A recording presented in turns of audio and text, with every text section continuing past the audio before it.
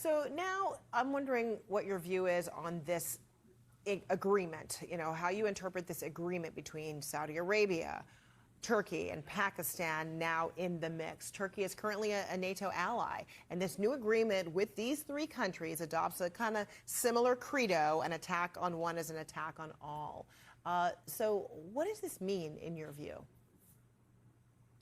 The entire meaning of it at this point is not fully clear. It's not clear whether this is going to be a defense pact primarily protecting these countries from Israel or from Iran. But I think what is safe to say is that this is a manifestation of the fact that countries in the region, all of them close to the US in various ways, have lost faith and confidence in the American security umbrella.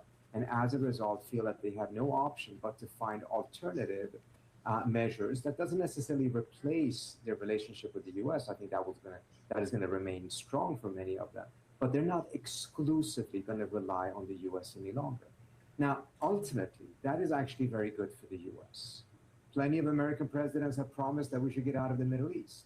And part of the reason why we haven't is because many of these countries have pulled the US back in. Now they're kind of letting go. And I think if that enables the US to be less militarily involved in the region and focus its military or political diplomatic energy elsewhere in regions that actually matter much more to the United States, that's ultimately a good thing.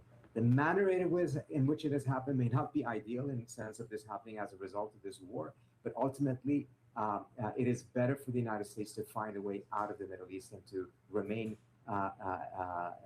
entangled there forever. All right, Trita Parsi, we'll leave it there for now. Thanks so much. Thank you for having me.